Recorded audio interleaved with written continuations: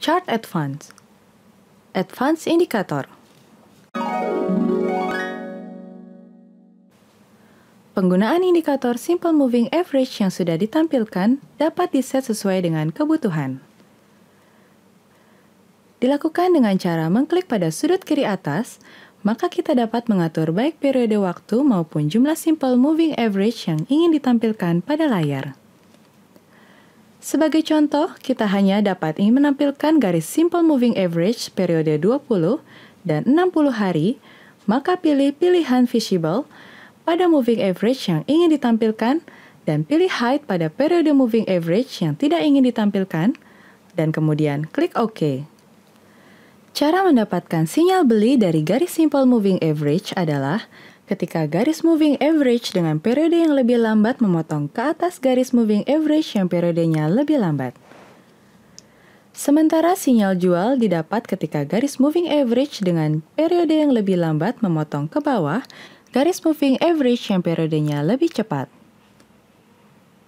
Kita juga dapat menampilkan indikator yang tidak ada pada layar. Sebagai contoh, jika ingin menampilkan indikator stokastik, caranya adalah cukup klik kanan dan pilih Add Indikator. Kemudian pilih indikator stokastik, lalu pilih OK. Sementara itu, kita dapat menghapus indikator yang tidak kita gunakan lagi dengan cara klik kanan pada indikator yang ingin kita hapus, lalu kemudian pilih Delete Indikator. Kemudian ukuran tampilan indikatornya dapat ditampilkan sesuai dengan keinginan. Pada tampilan indikator stokastik, terdapat dua buah garis horizontal yang menandakan garis overbought dan oversold. Apabila garis stokastik telah berada di area oversold, maka mengidentifikasikan saham tersebut sudah berada dalam fase jenuh jual, sementara apabila garis stokastik berada di area overbought, maka mengidentifikasikan saham tersebut sudah berada dalam fase jenuh beli. Selain itu, terdapat dua buah garis yang berwarna merah dan biru. Garis warna merah menandakan garis stokastik yang lambat, sementara garis warna biru menandakan garis stokastik yang cepat.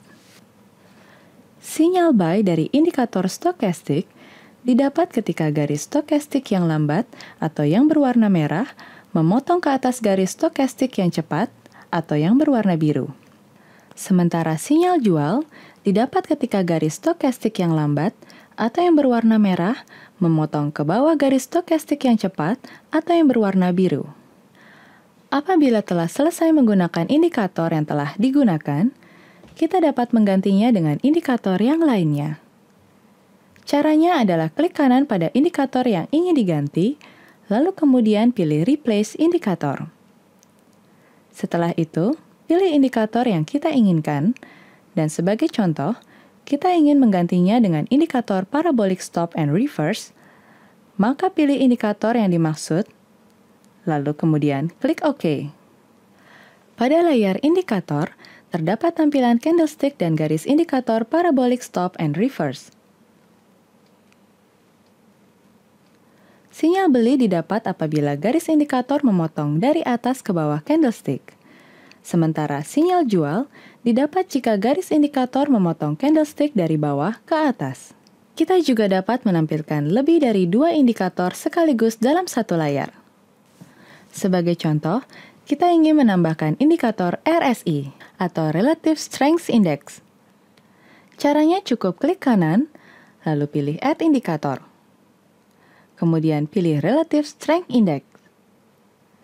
Lalu klik OK, dan kemudian tampilan dapat diatur sesuai dengan yang kita inginkan.